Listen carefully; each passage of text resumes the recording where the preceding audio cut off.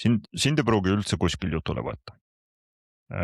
Teiseks, kui sind võetakse jutule, sa saad vähemalt nagu katsetada seda, et mida sa siis räägid ja aru saada, et mis küsimused sealt tulevad. Tere, Kristo. Tere, Lauri.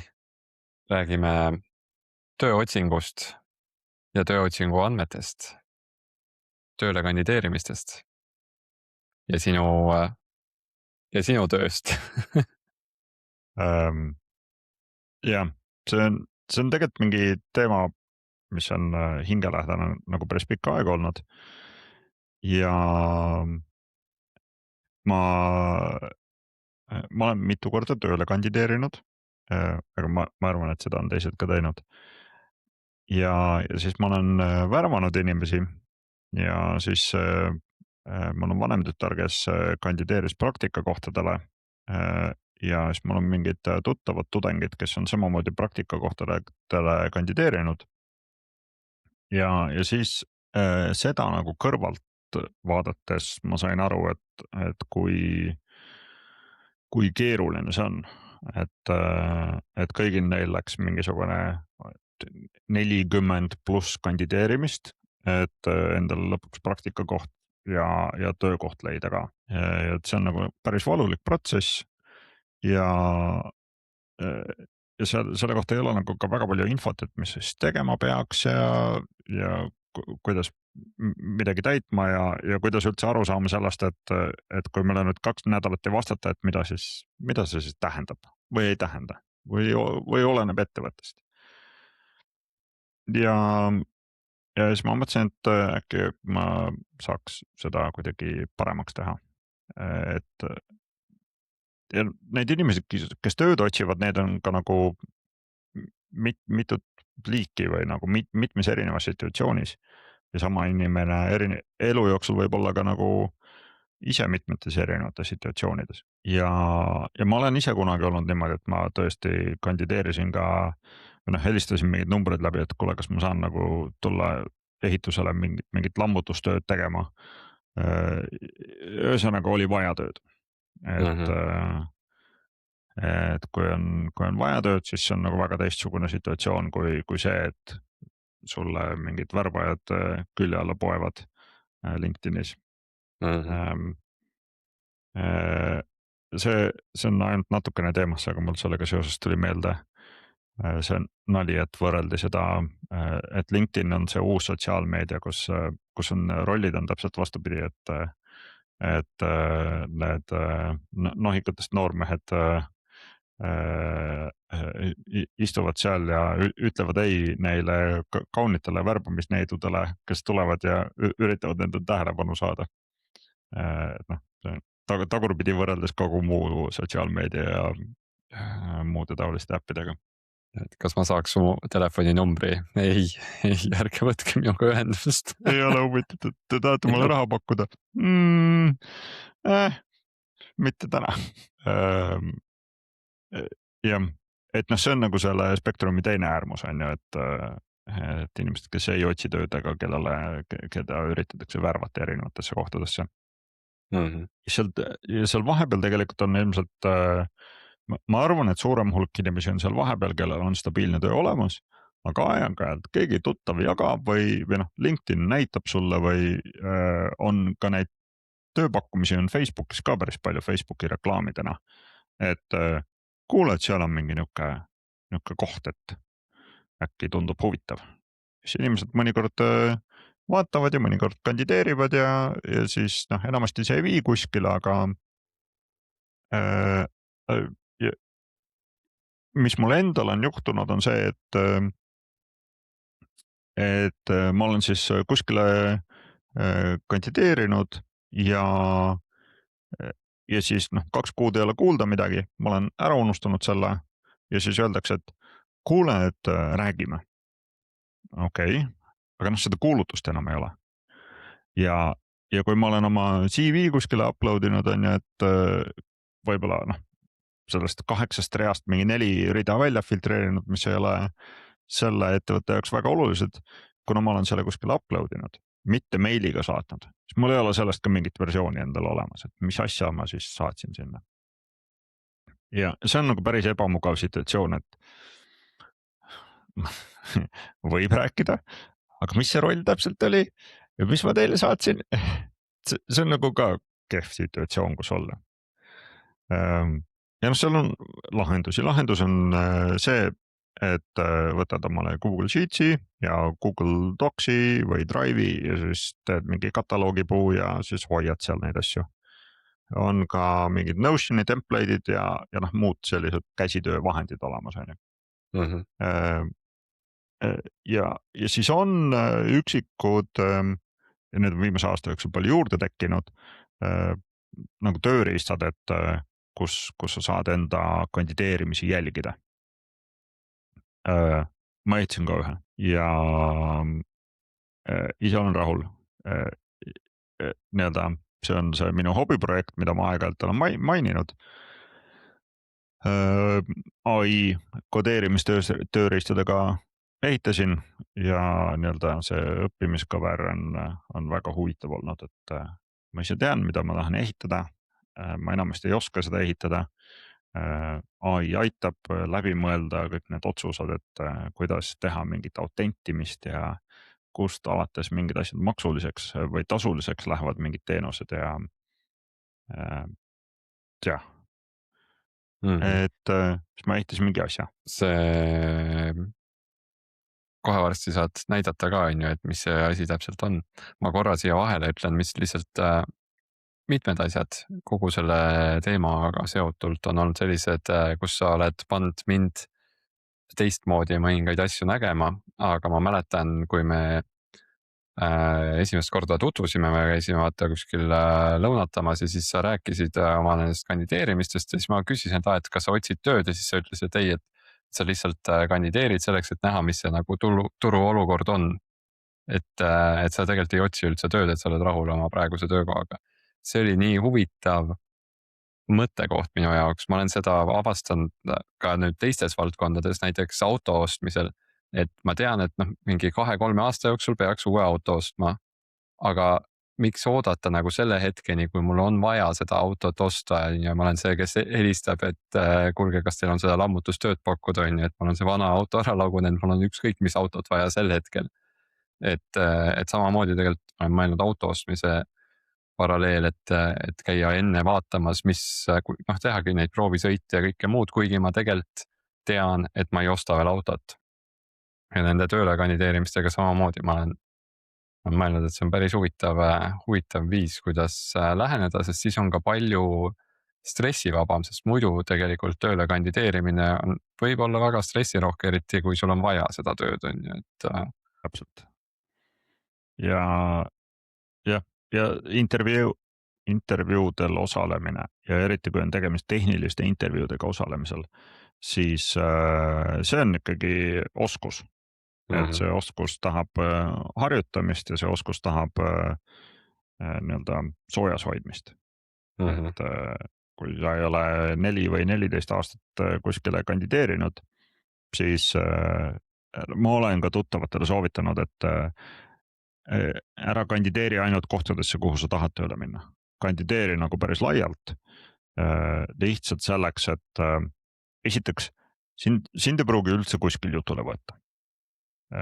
Teiseks, kui sind võetakse jutule, sa saad vähemalt nagu katsetada seda, et mida sa siis räägid ja aru saada, et mis küsimused sealt tulevad ja enda jaoks läbi mõelda, et noh, soovitatakse küll mitte küsida, et mis on su tugevused ja nõrkused, aga noh, ikka küsitakse selliseid asju.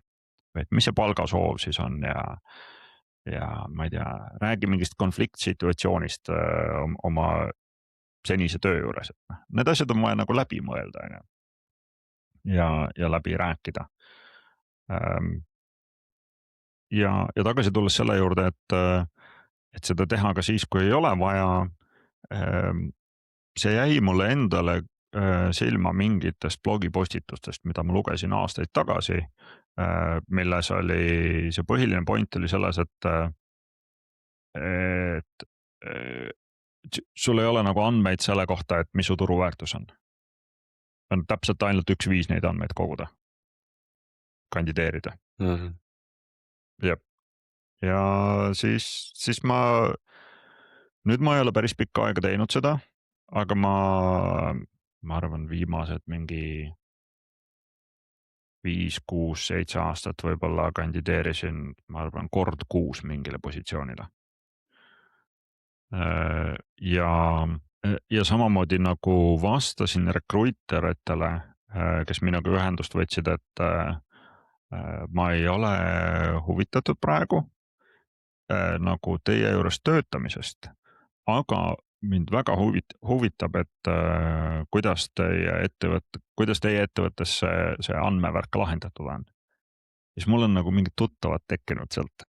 Et noh, väga üksikud ettevõtted reageerisid sellele kuidagi positiivselt, aga mul on mingid tuttavad tekkinud sealt, et te proovisite mind värvata, aga ma ei ole huvitatud, aga ajame niisama juttu, et noh, meil on siin nii ja kuidas teil on ja kuidas te seda probleemi lahendasite ja see on nagu päris huvitav olnud.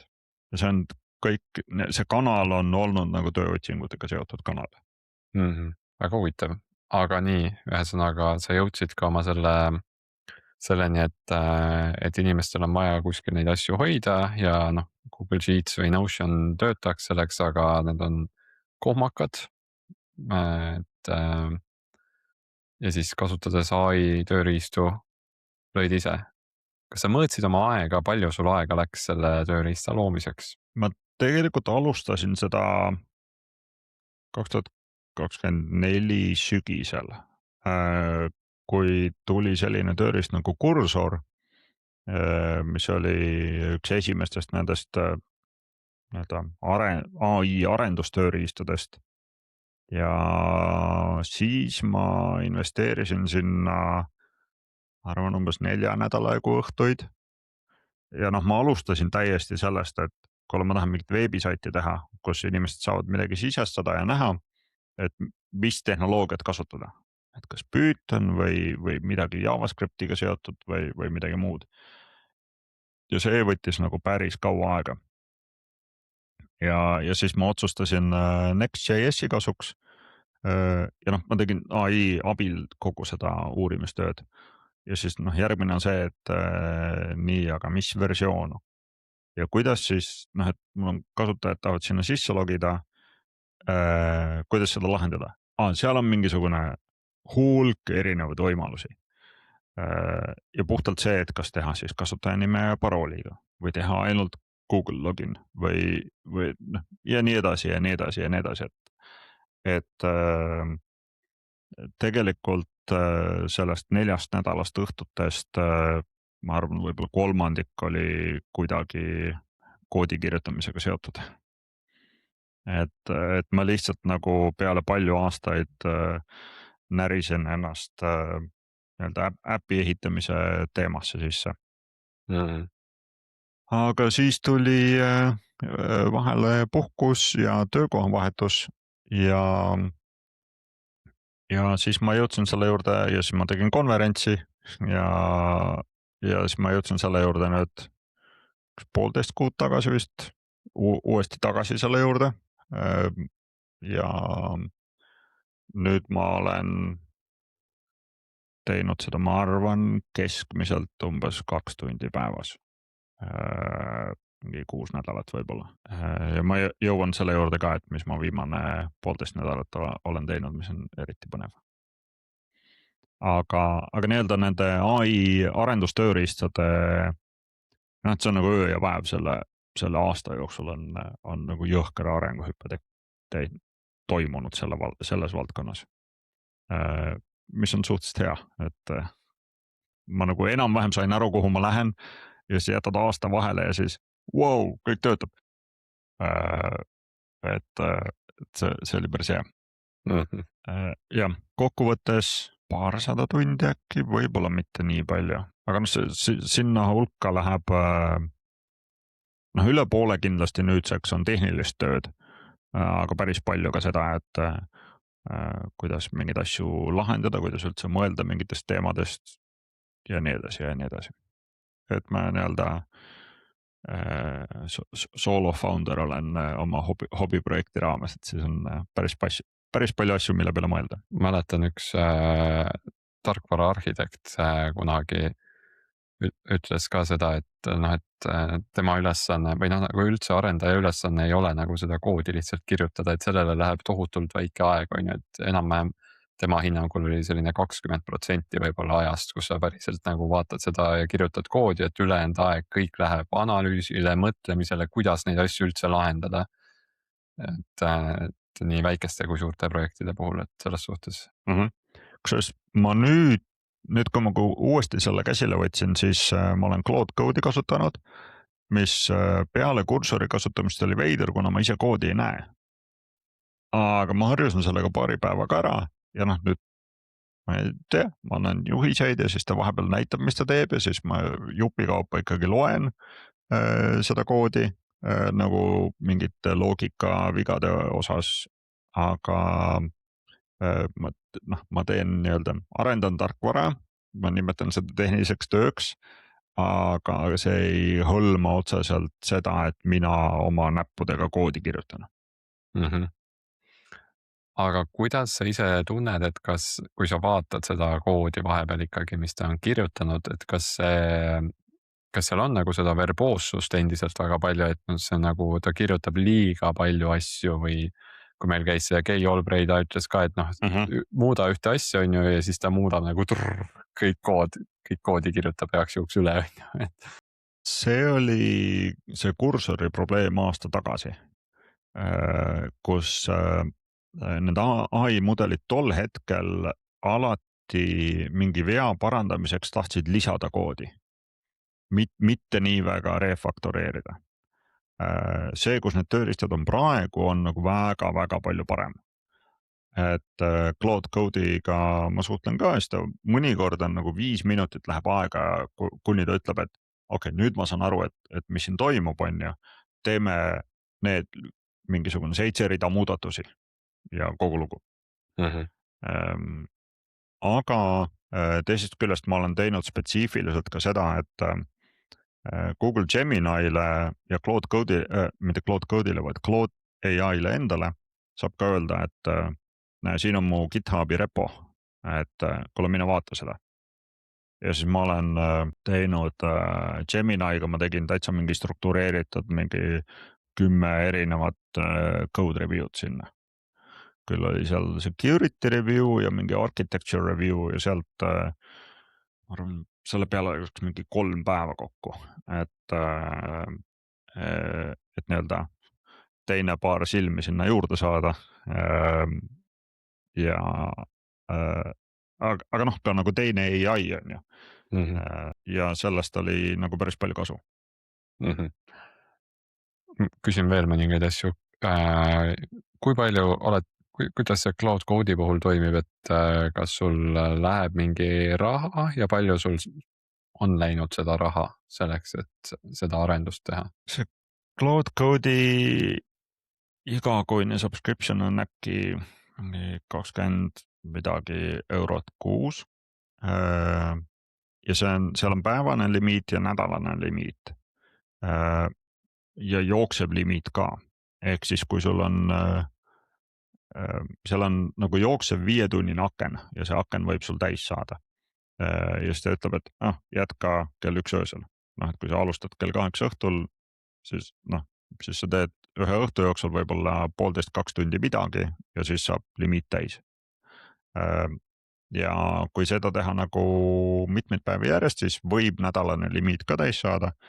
Mul on paar korda nagu lähedale jõudnud, aga otseselt probleemi ei ole. Mis juhtus paar nädalat tagasi või 3 nädalat tagasi, oli see, et Claude'il tuli uus mudel välja, mingi Opus 4.5 või midagi taolist.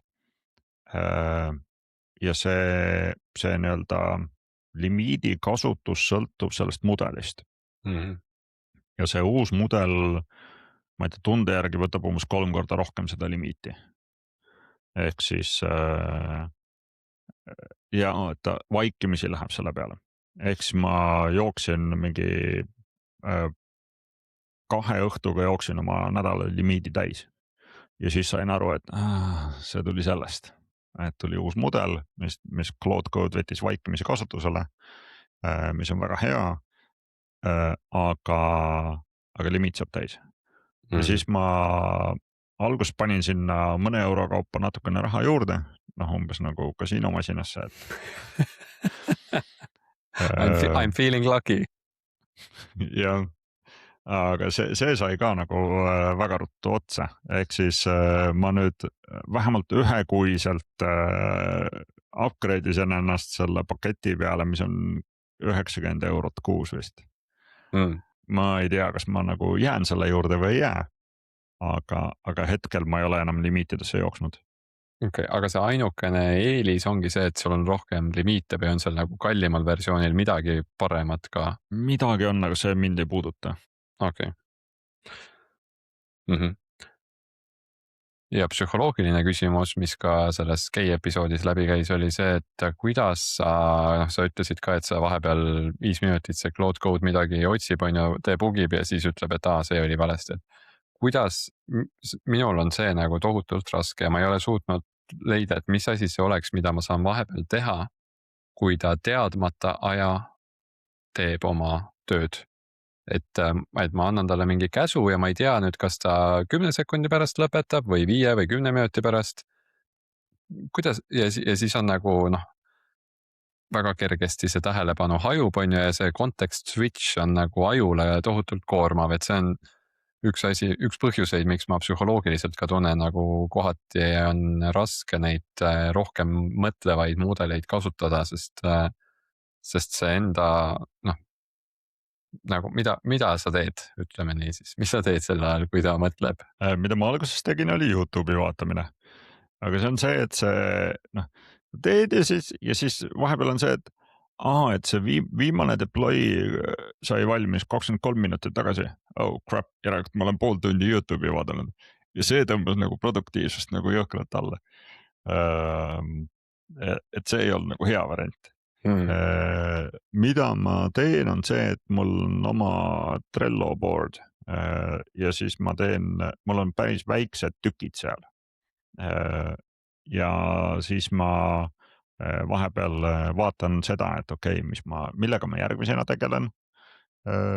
Ja siis mida ma veel teen, on see, et ma siis kas Gemini või Claude'iga räägin sellest mingist nagu sisust või mul on nagu et ma tahaks mingeid sisuartikleid sinna luua, et siis ma mingit sisuartiklit nagu arutan, et milliseid punkte siin võiks katta, midagi taolist. Ja see, mis ma olen viimane 1,5 nädalat teinud, selle juurde ma tulen tagasi, aga seal enam ei ole seda probleemi, et mis ma see 5 minutit teen. Väga hea, aga kas nüüd on õige hetk, et sa jagad ekraani, et? Ma võin näidata, jah. Mul on siin mingi demokonto. Seal on 2 nime. Ma alustasin sellest, et on myapplicationtracker.app. See on ingliskeelne sait. Ja täpselt sama sait tegelikult on eesti keeles olemas, kandideerin.ee. Nende vahel saab siit ülevalt paremalt nurgast vahetada ka. Ja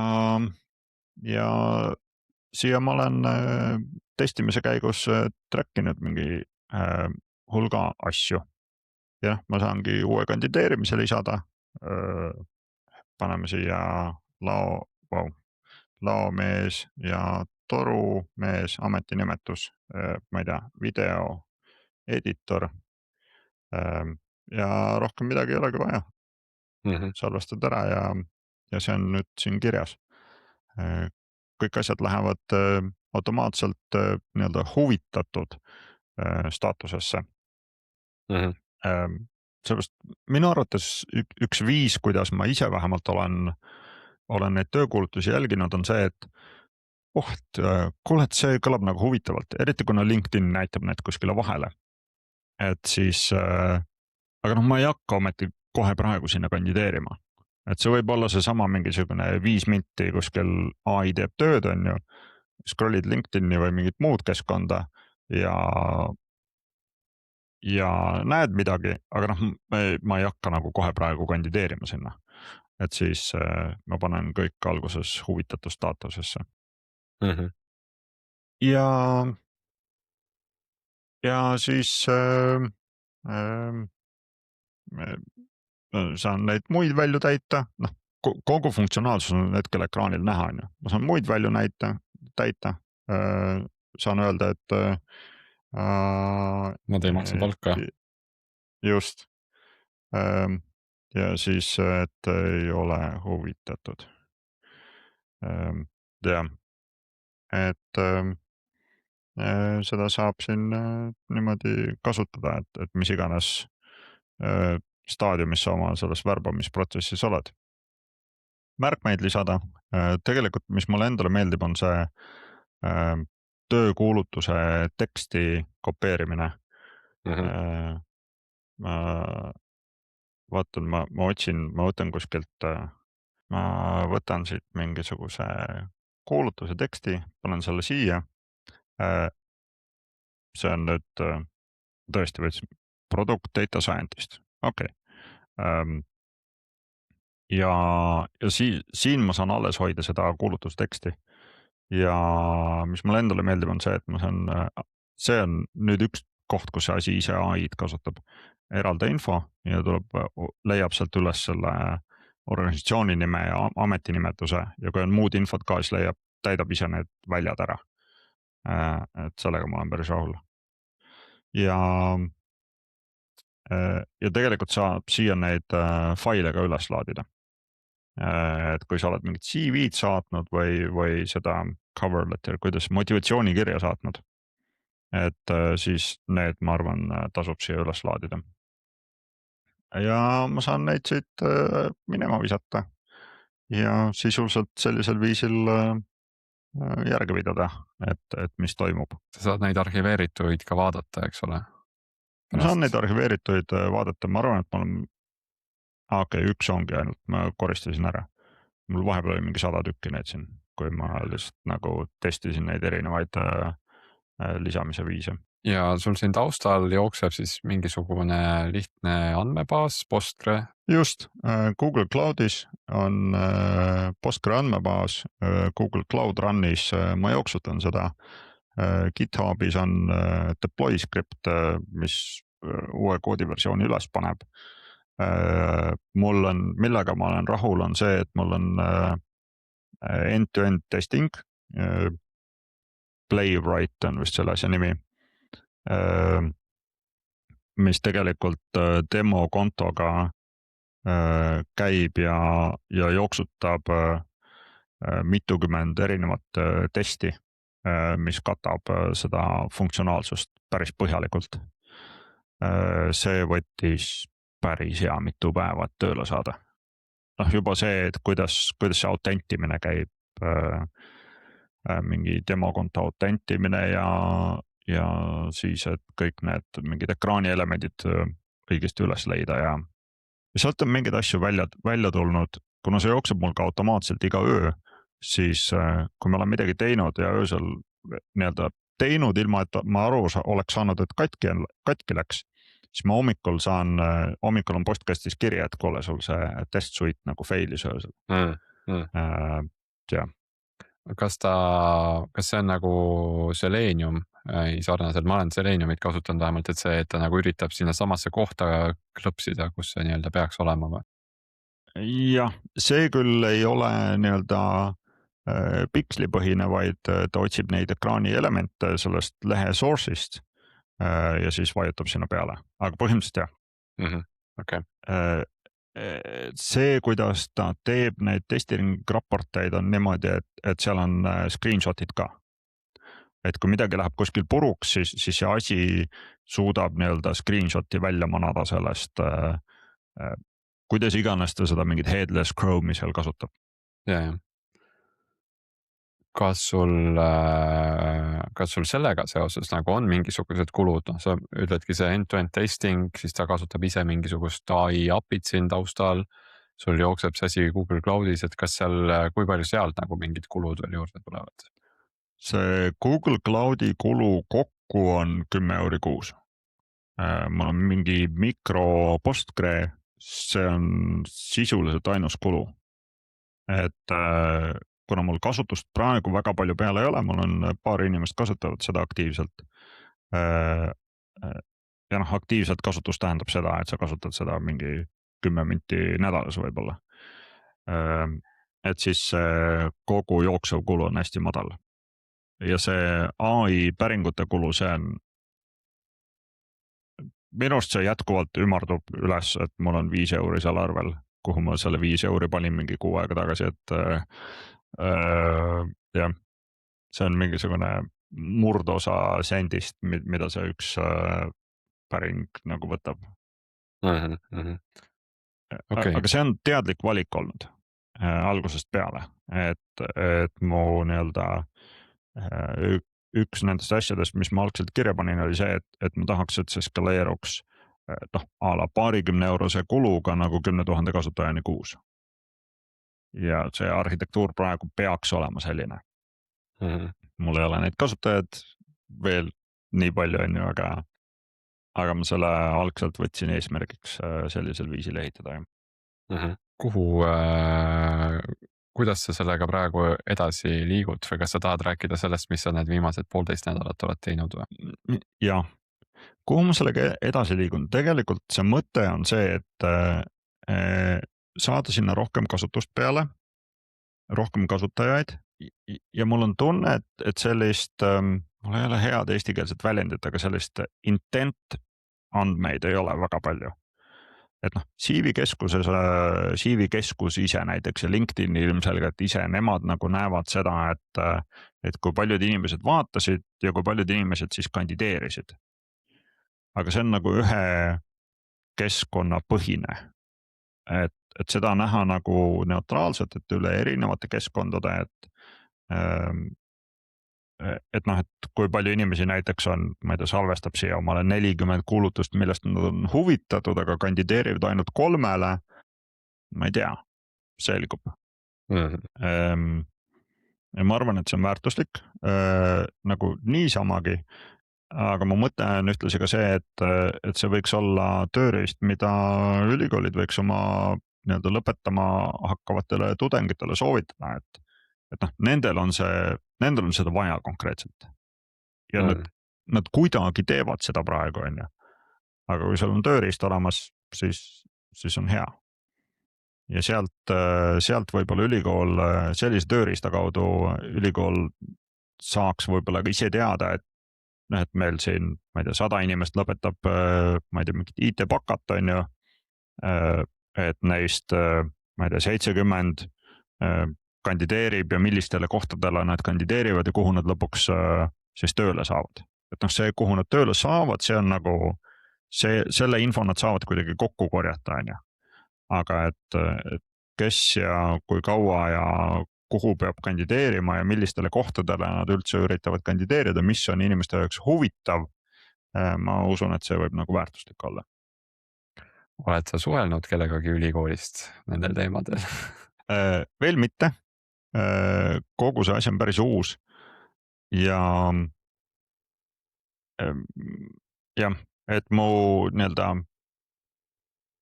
see, mida ma olen kasutajatelt tagasisidet saanud, on see, et see esileht on nii-öelda, kui sinna lehele minna, siis see on suht tühi praegu, et seal on lihtsalt logi sisse nupp.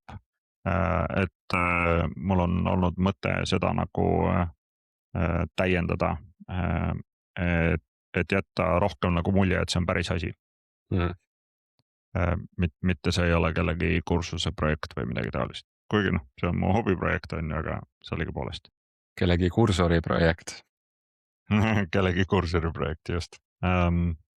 Aga millega ma olen viimane 1,5 nädalat tegelenud, on see, et ma ei tea, võib-olla ma näitan. Isegi ei tea, kas ma olen sulle maininud seda või mitte. Ma jagan uuesti seda lehte, mul on 3. tab siin. Siin on ChatGPT, siin, ja see on päriselt, chatgpt.com, aga siin selles vestluses on siis minu application tracker tööriist sees. Ja selles vestluses ma küsin, et millised minu praegustest kandideerimistest on individual contributor rollidele. ja ChatGPT läheb ja küsib sellest minu kandideerimise jälgija tööriistast ja ütleb, et näed siin mingi IT-arhitekti rollid.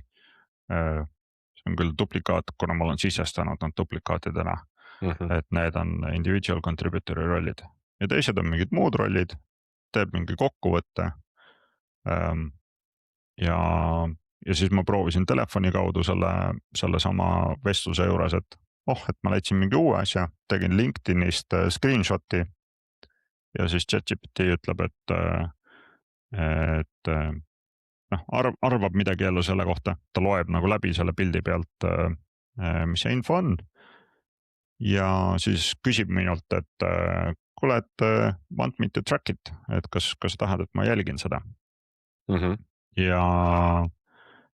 ja siis tegelikult ta juba teab, et mu pipeline'is on mingisugused erinevad ettevõtted ja et siis salvestab sellisel viisil. ma ütlesin, et tee seda jah, ja siis ta lisas selle sinna juurde ja see on mingi CLIA Director of Engineering. see on tegelikult mul siin ongi see CLIA Director of Engineering. see on ChatGPT poolt otse sisestatud, see ei ole minul siin nagu ise sisestatud. ehk siis tegemist on ChatGPT integreeritud tööriistaga. et see on praegu mul veel developer mode'is, aga ma tegelen just aktiivselt sellega, et selle nii-öelda äpp submission'iga, et see on päris niisugune laialdane või nagu mahukas protsess, et seda kõike läbi teha, aga ma olen nüüd 2 õhtut juba sellega tegelenud, et seda reaalselt kõigile ChatGPT-s kättesaadavaks teha. Wow. see iseenesest on nagu lisatav ka, et mul on see application tracker, et tegelikult on sul ainult seda MCP serveri URL-i vaja ja siis sa saad iseendale ka ChatGPT-s developer mode'is. kui sul on tasuline konto, siis sa saad nii-öelda selle lisada ja seda kasutada seal. ja võib-olla selleks ajaks, kui see episood välja tuleb, on see, et reaalselt nagu kõigile kasutatav juba. Väga põnev, ma ei teadnud, et niimoodi saab ChatGPT kaudu enda rakendusi ka lisada siia, et. ja seda saab eesti keeles täpselt samamoodi teha. võid eesti keeles suheldada, seda tööriista kutsub välja ikkagi nagu õigesti. kui palju sa pidid nagu lisaks tegema, et sul nüüd, kas sul jooksevad mingisugused, see MCP, see on põhimõtteliselt nagu mingisugune API back-end on ju nende ai agentide jaoks enam-vähem midagi taolist või? jah, API puhul on sul nagu API endpoint, MCP serveri puhul on tööriist, ta ongi tool ja tool description ja. aga seal näitas, et on mingisugused add application ja muud asjad, et tal on nagu ikkagi, see kõlab nagu samamoodi nagu API-de puhul, et sul on erinevad meetodid sisuliselt, mida sa saad välja kutsuda, et sa oled need eelnevalt defineerinud ja siis sinna integreerinud, et seal on mingi võimekus olemas, mis sa oled pannud kirja, on ju. just. okei. Väga huvitav. sul kohe varsti täitub see 10 000 kasutajat kui see seal ChatGPT-s avalikuks läheb, seal peab tõenäoliselt mingit reklaami tegema või ma ei kujuta ette. Ma ei ole kunagi vaadanud, palju neid äppe ja asju seal on, et. kogu see funktsionaalsus on praegu hästi uus. Neil on, kuna see ei ole praegu veel nii-öelda avalikkusele avatud, neil on mingid oma partnerid.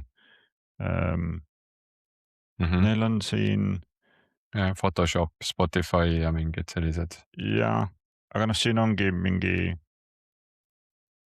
productivity all on ikkagi, ma ei tea, mingi 40 tükki, aga neid ongi 60 tükki vist üldse kokku praegu.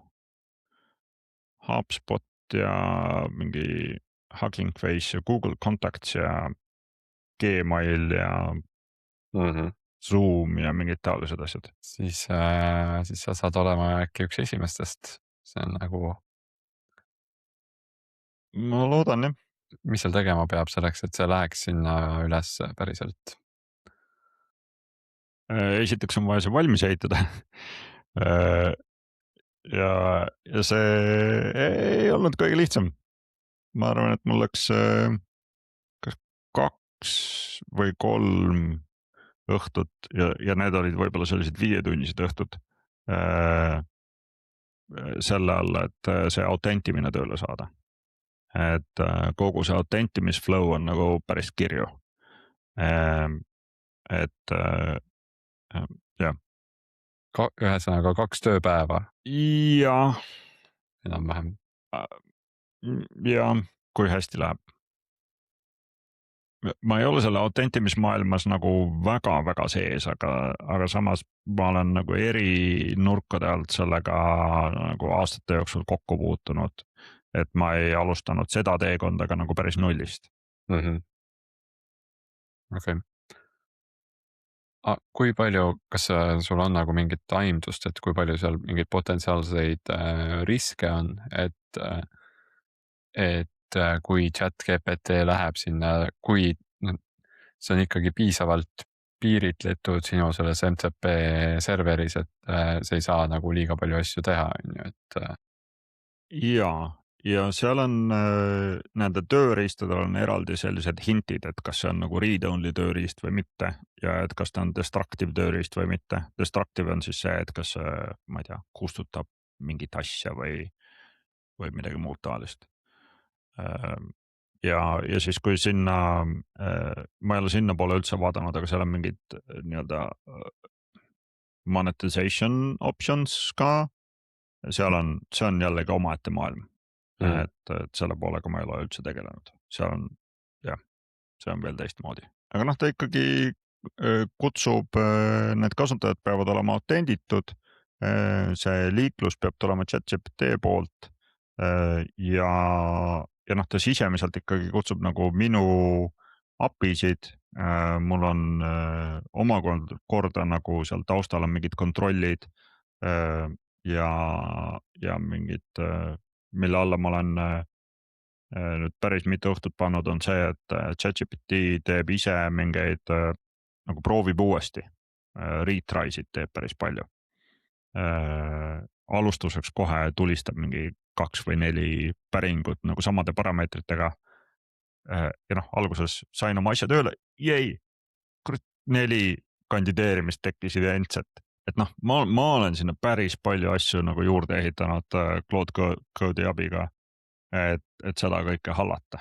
Et seal on omaette nagu õppimiskõver, et kuidas see nii-öelda väljakutsuv pool siis haldab kõike seda. Aga kuidas sulle praegu tundub, et kas sellel kogu sellel MCP poolel nüüd, kui sa oled sellega toimetanud, et on seal, kas sa näed ka juba väärtust väljaspool sellist nende ai chatbotide kasutust? Need MCP serverid on ikkagi nagu selle jaoks mõeldud. Või millega sa mõtled seda, et väljaspool? Ma mõtlen seda, et noh, mulle tundub praegu, et see on selline API lahendus ChatGPT jaoks. Aga kas seal on nagu midagi veel, ma üritan sellest aru saada, et kuna ma ei ole neid katsetanud, kokku puutunud, võib-olla mõned kuulajad ka nii täpselt ei tea, et aga sina oled kokku puutunud, et kas seal, kuidas sa praegu seda näed või see pigem on nagu konkreetselt selle ülesande lahendamiseks, et sul oleks võimalik ChatGPT-s midagi kirjutada ja tema saab minna sinu rakendusse siis? Selles mõttes, et see MCP server iseenesest on avalik ja suur hulk erinevaid nagu tarkvaraettevõtteid on enda tarkvara jaoks mingid avalikud MCP serverid teinud. Et noh, sa võidki seesama Trello, et kui sa conf'id oma ai agendi umbes, et sina teed nüüd tööd Trelloga, siis Trello'l on mingi MCP server olemas. Ja see trend tundub nagu levivat, et ai agentidele, chatbotidele nii-öelda kasutatavaks teha need asjad. Aga see, et kuidas seal seda autentimist igaüks omaette lahendab, see on nagu keerulisem pool. Nii. Ma võib-olla sõnastan ümber, ma üritan nagu sellest aru saada ja võib-olla ma lihtsalt peaks ise rohkem selle kohta lugema, aga äkki sa oskad vastata, et miks lihtsalt ei saa kasutada REST API-sid, ütleme, miks ei või olla lihtsalt see, et sa oled defineerinud need mis iganes Swaggeris on ju oma API ja ja ChatGPT suhtleks otse selle API-ga, API liidestusega, et miks seda MCP-d seal vaja on? See on hea küsimus. Mul ei ole sellele otseselt head vastust.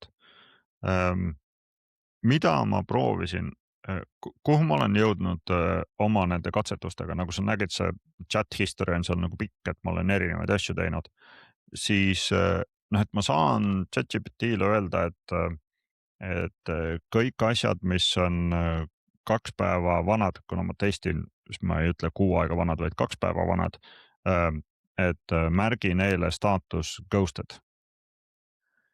Ja noh, selleks, et see oleks üks API call, selleks sul peab olema spetsiifiline API selle jaoks, on ju. Aga ChatGPT saab aru, et ta kõigepealt listib kõik need asjad, vaatab, millal need on sisestatud, vaatab, mis nende praegune staatus on ja siis läheb ja kutsub seda update application tööriista nagu 4 korda välja õigete parameetritega. Ja jah, et sisuliselt nagu saab, aga selleks see pool, mis seda välja kutsub, peab nagu teadma seda. Ja mul on tunne, et see on just nagu selle asja lahendamiseks, et noh, ChatGPT ei tea sellest mitte midagi minu tööriistast. Siis kui ma ütlen, et mine vaata seda MCP serverit, siis ta läheb ja vaatab, sul on seal mingi need 9 tööriista. Ja nendel tööriistadel on nagu inimkeelsed kirjeldused. Et selle update application'i kirjeldus on see, et kuule, et uuenda seda siin, aga et kui inimene tahab staatust uuendada, siis ära seda selle kaudu uuenda, kasuta hoopis seda add interview step tööriista. Seepärast mul ei ole töökuulutuse staatust, mul on ainult nii-öelda protsessi staatus. Midagi taolist. Ja seda nagu progeda ja up to date hoida, noh, saaks ja ma arvan, et see maailm seni on teinud ka seda. Kõik need erinevad API integreerimise tööriistad ja muud taolist, aga see tundub kuidagi nagu ühe korra teed ja siis justkui kõik ai-d võiks aru saada. Ma omalt poolt ütlen veel siia lõpupoole nüüd seda, et kus ma olen leidnud huvitava kasutuse, sest sa mulle ka jagasid seda see kuu või 2 tagasi, kui sul see esialgne versioon valmis sai, et samamoodi on huvitav hoida pilku peal sellele, et mis kuulutusi üldse on ja eriti tõenäoliselt sellise lähima aasta perspektiivis, kui peaks tulema ka see Euroopa Liidu määrus, kus palgavahemikud peavad avalikud olema, et lihtsalt, et ka teada või noh, nagu ütleme õppejõuna või üldse valdkonnast huvitatuna näha, et kui palju andmemaailmas seda perspektiivi on, mis tööriistu üldse tööandjad otsivad või mis tööriistade oskusi on ju või mis inimlikke oskusi, kui palju, kui sageli neid tööpakkumisi tuleb, et kogu selle jälgimiseks on see igati tänuväärt tööriist ja see on ka üks asi, mille sa oled suutnud mulle pähe süstida, mis ma eelnevalt ei taibanud, et saab niimoodi andmeid koguda. Et hiljem ka andmeanalüütikat nende pealt teha tegelikult, nende andmete pealt. Jep, seesama, ma ei tea, kuidas see eestikeelne nimetus on, aga Euroopa Liidu Pay Transparency Directive peaks selle õige nimetus olema, jõustub Eestis jah, kas juuni alguses või juuli alguses. Ja mul on jah mõte kuidagi seda oma asja täiendada, et seda infot nagu koguma hakata. Sellepärast, et see saab päris huvitav olema, et kes ja kuidas siis seda täita üritab. Ja see ei ole ainus asi, et seal on ka need aspektid juures, et intervjuude käigus ei tohi küsida kandidaadilt tema palgaootust minu arust. Aga noh, kuhu sa selle kirja paned, on ju. Aga noh, ma arvan, minu tööriista nagu saab kirja panna, et kas siis nagu järgiti seda või ei järgitud seda. Jep. Et ma ei kavatse päris nagu selline watchdog olla, et see ei ole nagu eesmärk omaette, on ju. Aga mul on tunne, et see võib lihtsalt nagu välja tulla nendest andmetest, mis hakkavad kogunema. Põnev. Minu arvates sa oled ehitanud kasulikku tööriista. Mulle just see avaleht meeldib, et ei ole seal muud müra. Aga ma saan aru, et kuna ma tean, et sina oled selle teinud, siis minul see reliability score on kõrgem kui juhuslikul inimesel, kes sinna veebilehele satub võib-olla. Aga jõudu, ma arvan, see ChatGPT-ga ühendus ja üleüldiselt nende chatbotidega ühendus kindlasti lisab põnevat kasutust juurde. Eks me saame sellel teemal veel palju rääkida, kui soovime. Ma loodan jah, kui mul õnnestub sellest submission process'ist läbi saada seal. Loodame siis, et õnnestub. Aitäh sulle, Lauri. Aitäh.